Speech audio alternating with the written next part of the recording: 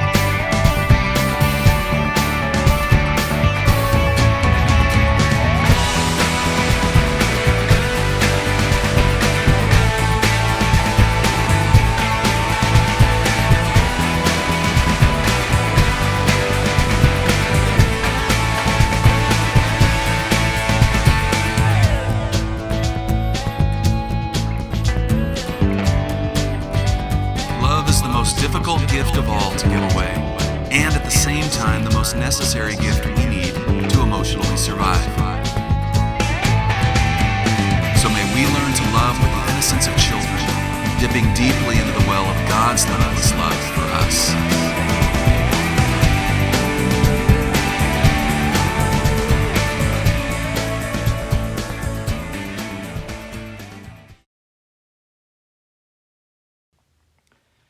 Hello, this is Pastor Rick. I'm for him and his with Bethel Community Church. Hey, this is session 4 of our kind of midweek discipleship Bible study. That's what I call it. And we've been looking at a series of topics clustered around the title, Emotions, Commotions. Because emotions can be a good thing, but they can also be a very tumultuous thing and overwhelm us at times and be hard for us to understand and be able to manage in a way that brings glory to God and to others. So we've been talking about different aspects of emotion commotions, if you will. And today's session is session 4. And it is asking the simple question, do you have a pulse? Check it. You might not. If you don't, we should call 911 right now. But what it's about is we are taking a look at the topic of emotions in a way that is often overlooked, because there are aspects of our emotional life that are concerning the seeming lack of emotions that we have sometimes.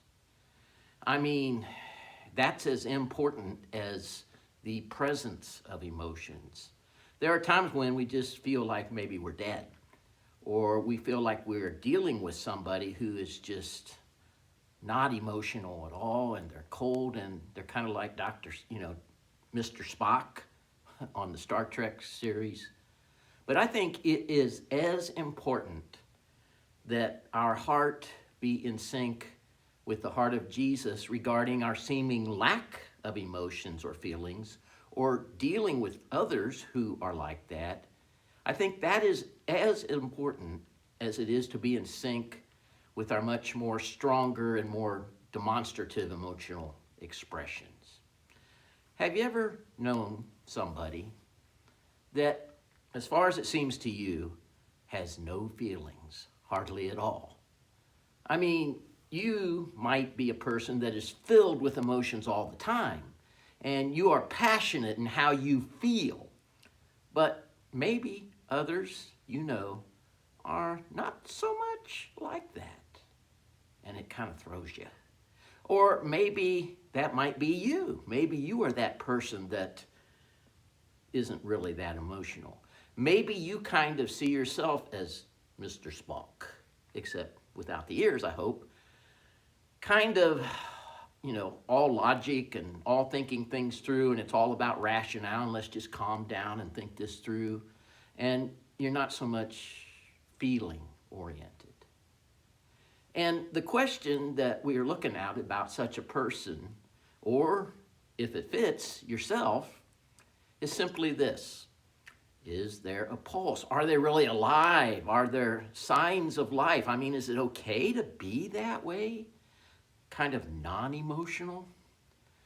Well, I can assure you from my own personal experience, yeah, they're alive, they are, but they are alive in a different way than perhaps you are.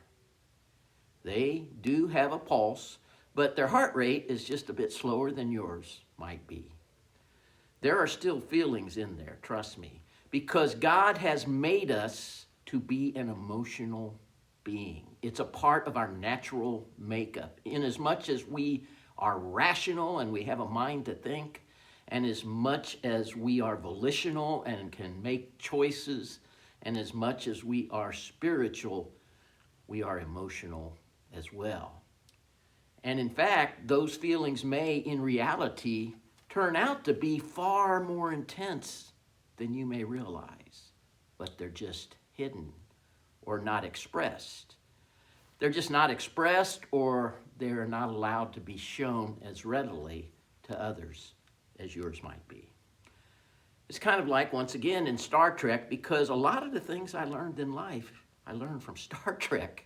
You are, if you can refer back to that, Dr. McCoy. He was known as Bones. Dr. McCoy was anything but always rational. He had the rational element, but he was mostly very emotional. And he was known as Bones, and you might find yourself kind of like him. You are frequently driven by strong, passionate feelings, and you will just burst out and say stuff, and yet your closest friend or even your spouse, whatever, is Dr. Spock. Remember, McCoy and Spock were friends. But it just feels like they have no emotions. It feels like they're cold. As Roxy and I were getting to know one another early on in our relationship, almost 50 years ago now. We haven't been married 50 years, but we dated 4 years before we got married.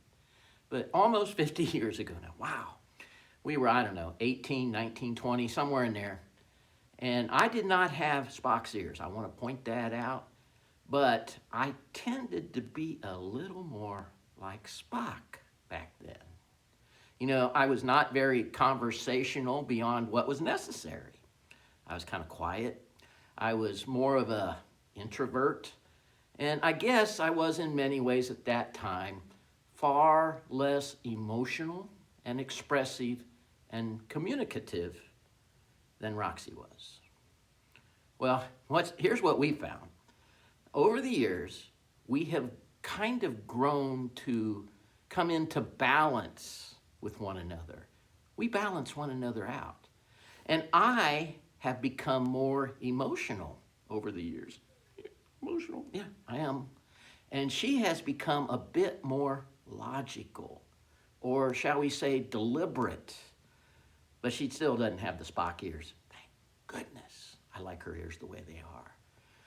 And so we kind of not switched roles, but kind of come together and blended together in a way that balances one another out.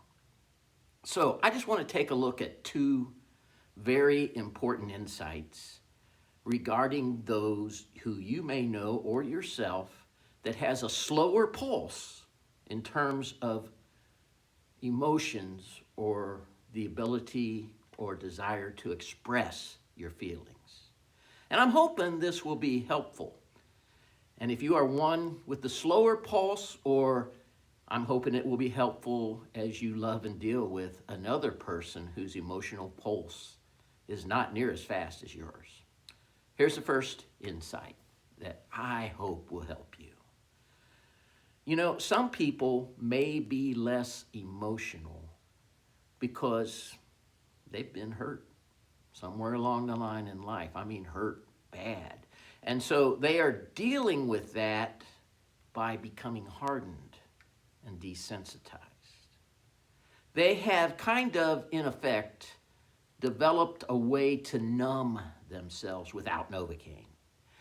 They found a way to not express their emotional feelings that will not remind them of some very negative things in their past. So they kind of blow it off. The way they see it, it is safer to not feel. Not allowing themselves to feel means no pain or no more revisiting of pain. Or at least it means that is their perception. Emphasis on perception. Because the fact is that pain's still there. And you can try to hide it, but it's going to raise its ugly head somewhere along the line. But often the way we numb ourselves to those painful emotions is we isolate ourselves from other people. My friends, I'm telling you, COVID fed this beast. And there are people today who remain in isolation, not necessarily out of the fear of COVID, but they have learned that it's less painful to just be a world unto yourself. And often those other people that you are isolating yourselves from had absolutely nothing to do with the pain you may be trying to avoid from some other experience. I'll tell you a quick example in my life. The other day I was in the grocery store, and I come across this couple that I know had experienced some loss in the recent couple years. And they were a regular part of our worship, and so they haven't been coming. And they had told me, you know, they didn't want to come because it reminded them of some things. And so I happened to see them in the grocery, and I know they saw me. And I just wanted to say hi to them. I haven't been pressuring them. I haven't been bugging them. And they literally ran. Ran from me. Now, I can understand if you run from this ugly mug, okay? I get it. But they ran from me, and I didn't even get a chance. I would have had to chase them down, and I was kind of tired that night. It's a way of isolating ourselves and avoiding the emotional pain somehow. But the problem is the pain doesn't go away. You just bury it deeper. Jim Robbins says, he's an author that I read sometimes, the walls we build around us to keep sadness out also keeps out the joy we could experience. You know, people who are emotionless, or so it seems, they could be dealing with some very serious trauma, such as, you know, abuse in all its many and varied forms, and there are many. Or they could be dealing with significant disappointments, or they could be dealing with significant failures or repeated failures. They could be dealing with, you know, a significant loss of direction and purpose in their life. They could be dealing with fear. And so the best way to do that is to isolate anybody else knowing how you feel.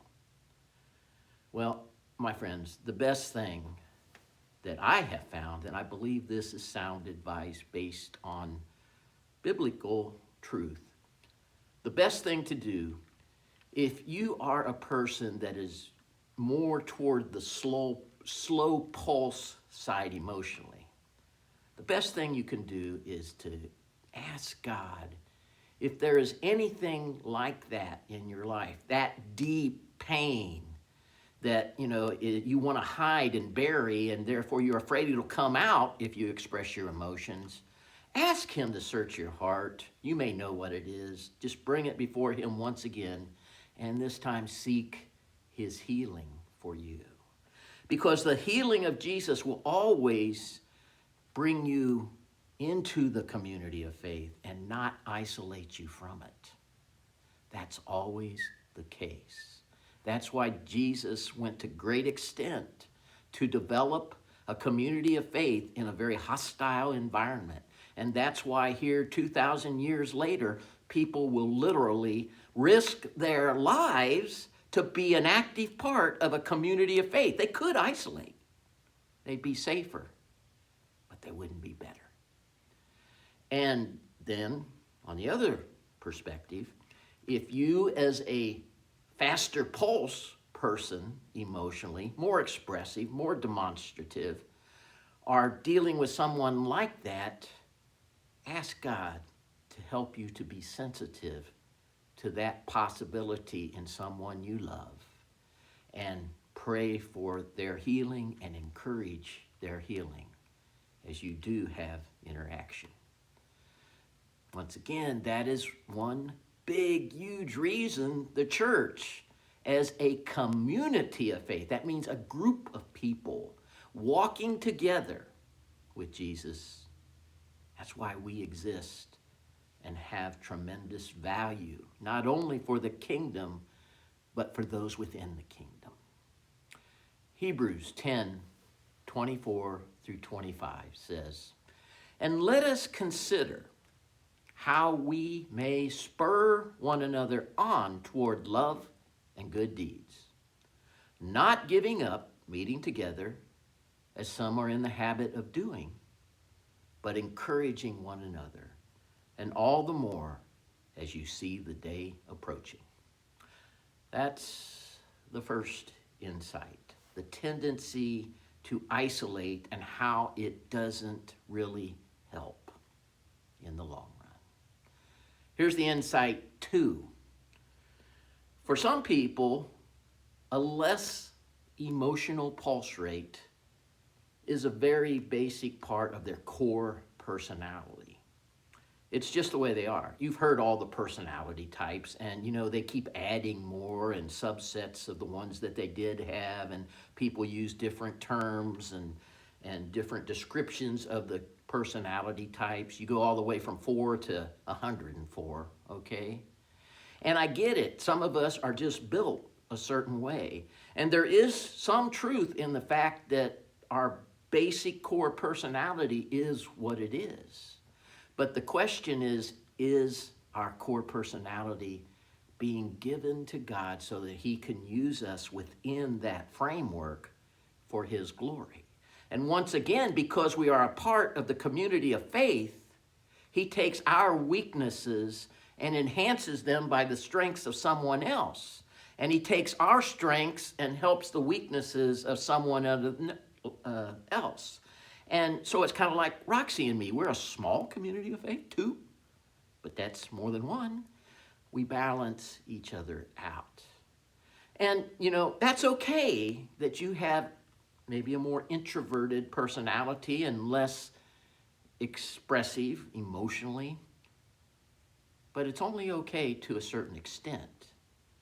We should always be surrendered to the transformative work Jesus is always working in and through our lives. In my case, I wasn't meant to remain an introvert, but God wanted to change me, and I was open to that. Romans 12:2 says, "Do not conform to the pattern of this world." And my friends, the pattern of this world says you can't change, but be transformed by what? The renewing of your mind. He makes all things new. Then, Romans 12:2 continues on, You will be able to test and approve what God's will is, his good, pleasing, and perfect will. In other words, you will be comfortable with who he is making you to become and how he is transforming you. And you will recognize what his will is and what is your set pattern and how he is working in that. The culture of the world we live in enables us to accept a whole lot of excuses for our weaknesses and shortcomings with the simple word okay, because we do not perceive a need to change. But my friends, we live with Jesus. He's in us. With Jesus, not Jiva, but Jesus living in and through us, he enables us to experience opportunities to change and be transformed as his life comes into our life and renews our mind, how we think, how we approach life.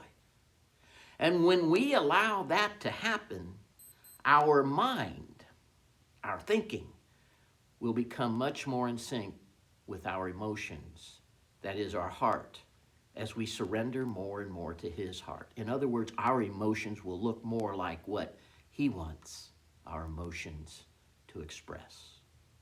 Oh yeah, there are core personality types we have. But when you walk with Jesus, he makes all things new. And as you walk with him, the things about you that God sees and wants to change, or he sees needs changing in you, can and will change through his transformational healing in you. If you, as a real deal disciple, follower of Jesus, allow him to, if you submit your heart to his heart. You know, I think in most cases, or at least this is what I have found, he winds up bringing your emotions more into a good balance with your rational side, with your thinking. He gives your thinking heart. And he enables you to help others he has placed in your path as you walk your journey. The more laid-back emotional person will grow to be more expressive emotionally, maybe in baby steps. And the person that is more passionate in their emotional expressions, but not always in a way that is necessarily compassionate. You feel strongly, but you sometimes get caught up in that to the point where you don't express care. Well, that person will grow to become more aware of others and where others are in their needs and emotional makeup as well. So I would just like to close out with this really great scripture that I feel, that seems to be the word, that I feel speaks very well to the way we deal with either ourselves or others regarding this matter of perceived dead emotions, lack of emotions. Or, a person that says, I don't care that I don't care approach in the way they look at living. 1 Peter 5, 6, and 7.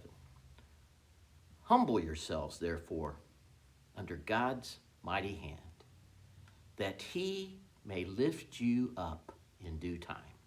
Cast all your anxiety on him, because he cares for you. The King James translates anxiety as cares. Cast all your cares on him. The immediate context of this, if you really look at it, is one in which the word is encouraging younger folks to be humble enough to accept learning from those who might be older, to be humble enough to surrender their perceived self-competence to learning from others, accepting God-given authority. But although the specific context involves a younger person developing this approach with those more mature in the journey with Jesus, is not this biblical principle also certainly applicable to any who are constantly growing in him? Isn't it applicable to us all? Or shouldn't it be? To some extent, we all need to develop a healthy attitude of I don't care because we cast our cares on him. And so I don't care regarding our emotions and the lack of emotions in others, so that our feelings will always be guided by his great care and willingness to help us in all our shortcomings.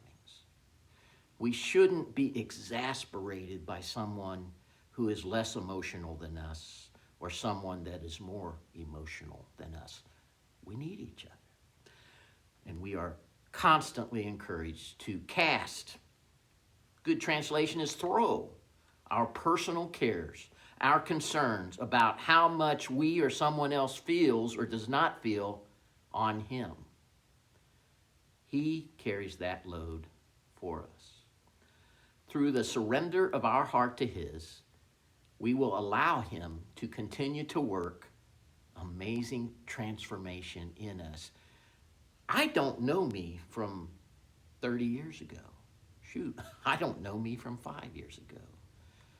And he will work that transformation in us and to some extent through us into others as he deems best.